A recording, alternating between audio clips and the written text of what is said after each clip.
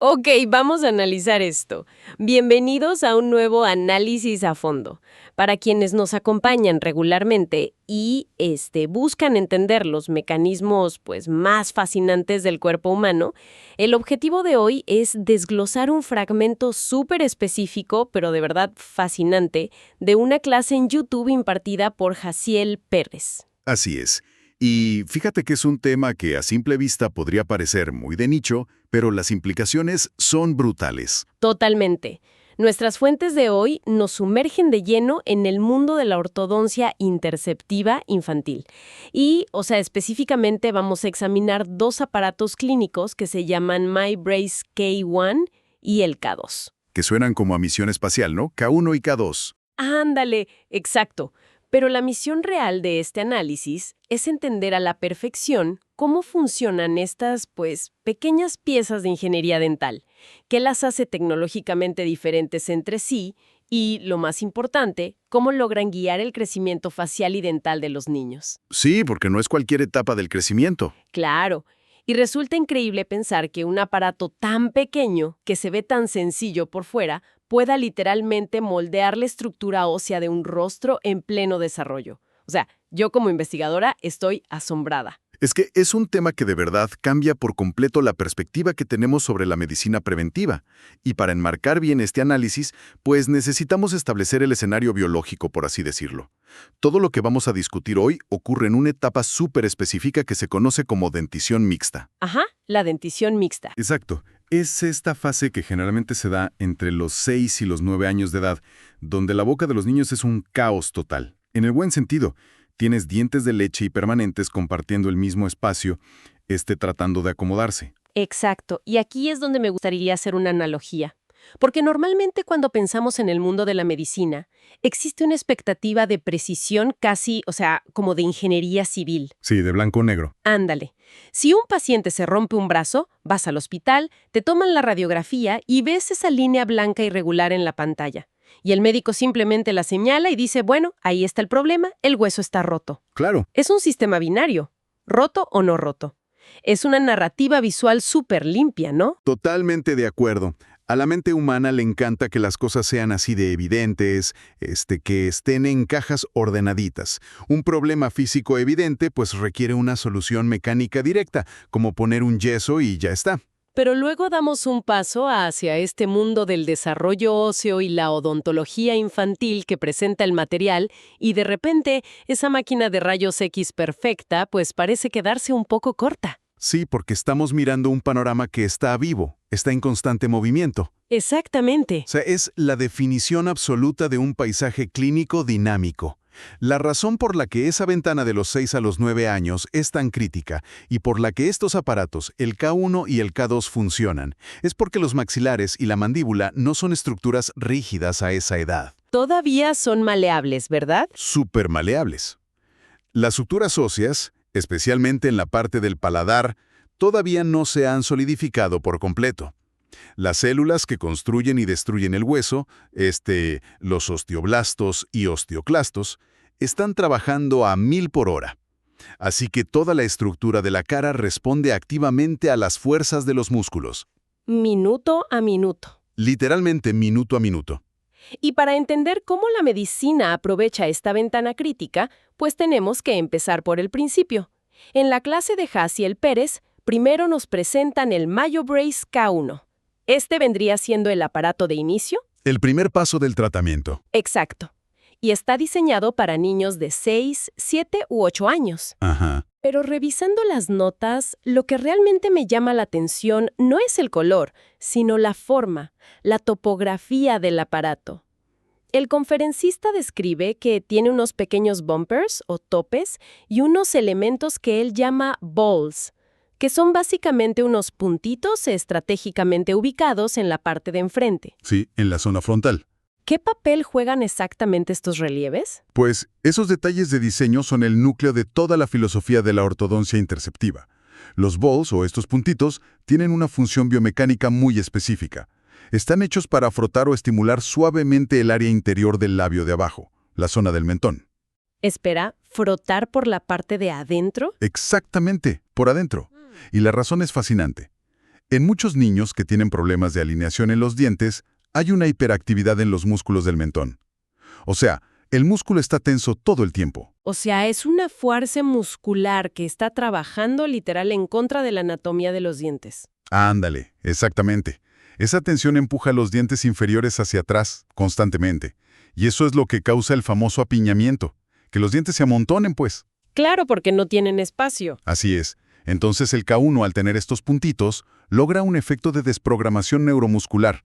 Le quita esa fuerza excesiva al músculo, lo relaja, y al quitar esa presión, permite el desapiñamiento. ¡Guau! Los dientes de abajo finalmente tienen la libertad espacial para alinearse solos, porque ya no hay un músculo empujándolos las 24 horas. Es como si el aparato le estuviera diciendo al músculo, oye, relájate tantito, deja que los huesos hagan su trabajo. Exacto, es un descanso para la boca. Si tuviéramos que buscar una imagen clara, el K1 parece una mezcla entre unas rueditas de entrenamiento de una bicicleta y, no sé, una herramienta de fisioterapia.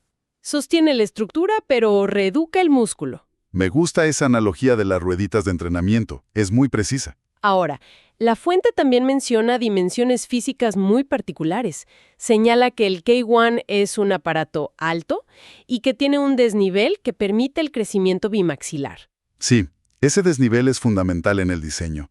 Al ser un poco alto, el aparato separa ligeramente la mandíbula del maxilar superior. Saca a los dientes de su mordida habitual. O sea, los desencaja. Los desencaja, exacto.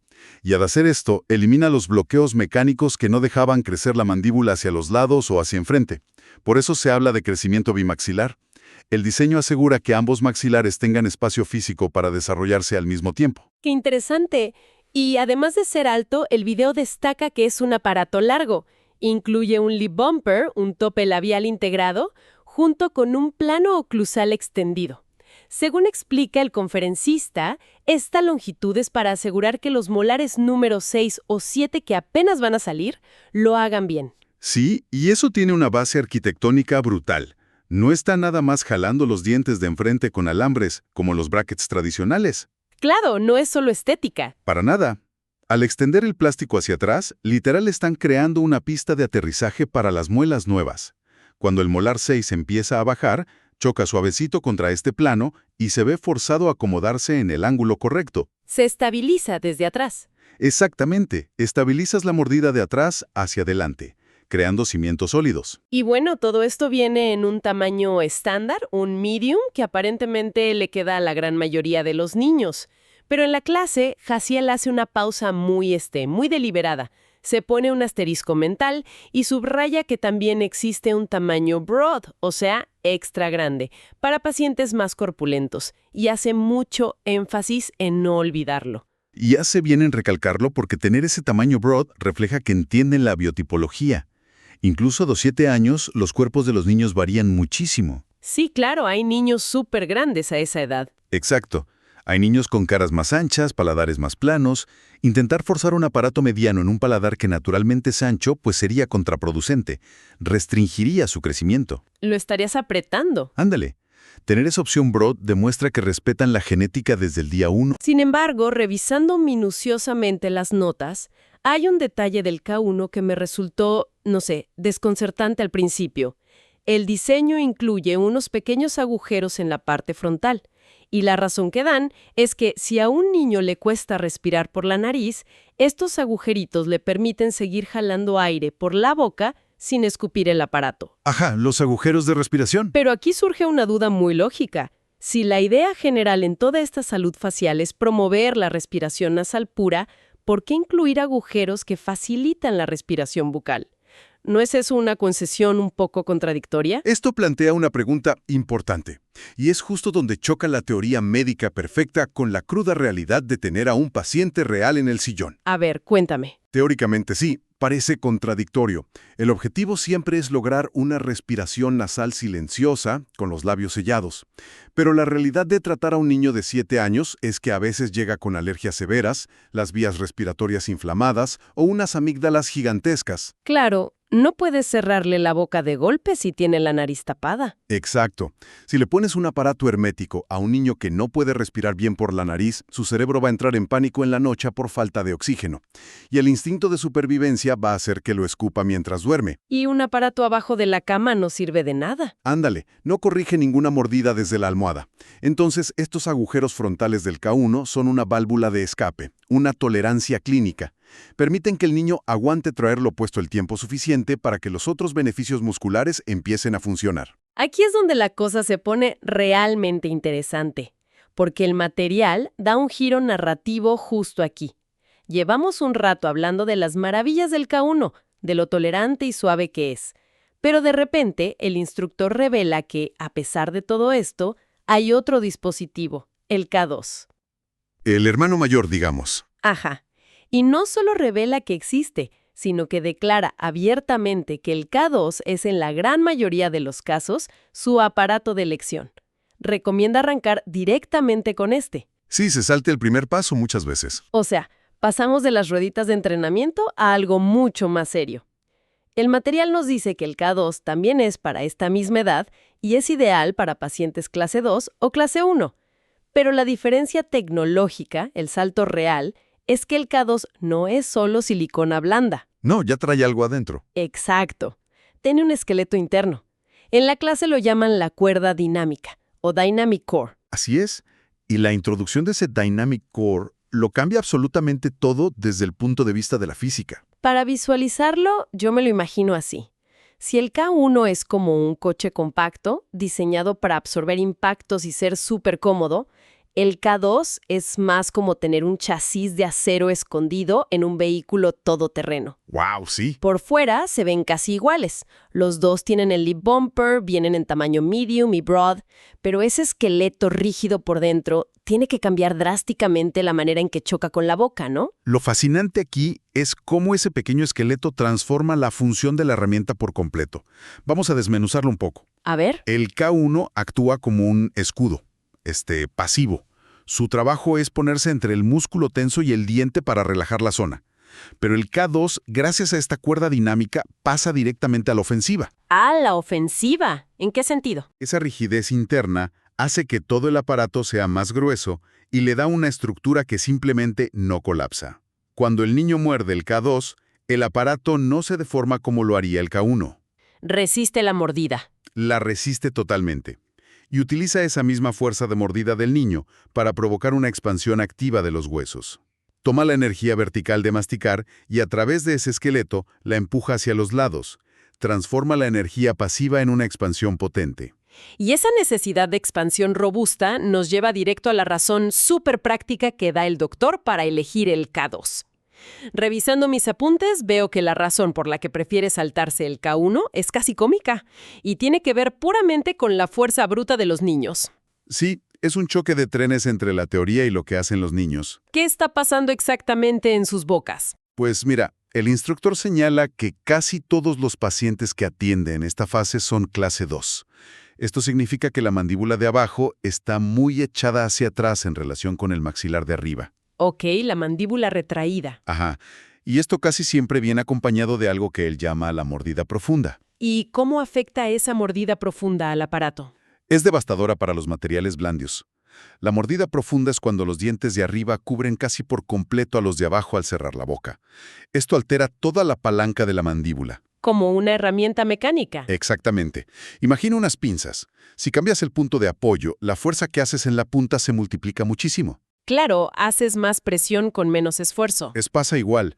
Estos niños generan una fuerza al cerrar la boca, una presión de masticación muchísimo mayor y más concentrada que un niño normal. Entonces, ¿qué significa todo esto? Básicamente que estamos lidiando con seres humanos chiquitos que tienen mandíbulas que actúan como prensas hidráulicas. Literalmente prensas. O sea, puedes tener la teoría clínica más elegante del mundo sobre crecimiento bimaxilar, pero al final te enfrentas a que un niño de 7 años puede destrozar el tratamiento a mordiscos. Así de simple. El conferencista lo dice sin rodeos. Los pacientes rompen el K1. Lo mastican, lo perforan, porque la silicona blanda no aguanta tanta presión. Si conectamos esto con el panorama general, te das cuenta de que el diseño de productos médicos tiene que considerar el comportamiento humano.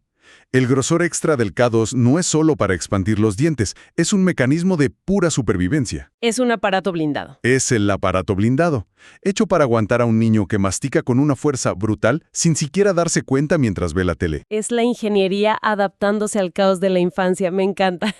Y solo para dar una idea de la escala de todo esto, hay un momento en la clase donde Jaciel hace un conteo rápido en voz alta. Ah, sí, cuando empieza a sumar los aparatos. Sí, empieza pues de manera anecdótica casi y dice, bueno, tenemos el K1 normal, el K1 Broad para los más grandecitos, el K2 normal, el K2 Broad y comenta de pasada que en su catálogo lleva como 14 aparatos diferentes. 14. Es una locura para un concepto tan específico. Exacto, es un arsenal gigantesco. Y eso te dice mucho sobre el nivel de sofisticación de esta rama de la odontología. La ventana de los 6 a los 9 años cambia tan rápido que es imposible que un solo pedazo de silicón sirva para todo el proceso. Claro, el niño crece por meses. Exacto. El especialista necesita todas estas herramientas porque es una secuencia progresiva. Cada uno de esos 14 aparatos está calibrado para una tensión diferente, un tamaño diferente, respetando la anatomía de cada niño. Y bueno, esto nos lleva al panorama completo y al final de nuestra sesión de hoy. Al desglosar este segmento, hemos viajado al interior de la mecánica interceptiva. Vimos cómo idealmente se empieza con el modelo K1, con sus bumpers y sus bolts diseñados casi poéticamente para relajar el mentón y dejar que la naturaleza acomode los dientes. Ajá. Incluso con esas concesiones pragmáticas de los agujeritos para respirar. Sí, tolerando un poco la respiración por la boca al principio. Exacto. Y posteriormente analizamos la evolución hacia el K2, que introduce esa cuerda dinámica interna, ese núcleo que le da la rigidez esencial para pasar de algo pasivo a una expansión activa de la boca, y sobre todo para sobrevivir a la fuerza destructiva de la mordida profunda. Así es un viaje de la relajación muscular a la expansión estructural. Y todo este análisis nos deja ver por qué esto que a veces se esconde en videos técnicos en YouTube es tan relevante. Nos demuestra el poder brutal de la intervención temprana. Es que prevenir siempre va a ser mejor. Totalmente. Si usas la propia energía del cuerpo a tu favor, en el momento biológico exacto, puedes prevenir problemas masivos en la adolescencia. No siempre se trata de sacar dientes o poner brackets agresivos a los 15 años. O cirugías maxilofaciales, no.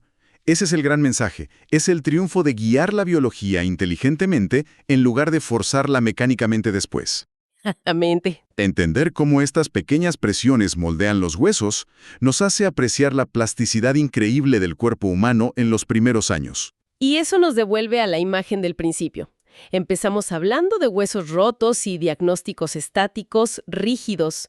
Pero ha quedado claro que la cara de un niño no es un hueso seco, es como arcilla húmeda respondiendo a la presión del ambiente. Totalmente de acuerdo. Y este recorrido deja un pensamiento para que quienes nos escuchan lo consideren mucho después de que termine este audio. Si un pequeño trozo de silicón con un esqueleto dinámico en la boca puede redirigir el crecimiento de los gruesos huesos de la cara, usando solo la fuerza del niño, Ajá. otros aspectos fundamentales de nuestro desarrollo óseo o nuestra postura podrían estar siendo alterados sin darnos cuenta. O mejor aún, ¿qué más podríamos guiar de manera no invasiva si prestáramos más atención a estas fuerzas durante los primeros años de vida? Es una gran pregunta. Es definitivamente algo para reflexionar. Muchas gracias a toda la audiencia por acompañarnos a explorar este tema y nos escuchamos en el próximo Análisis a Fondo.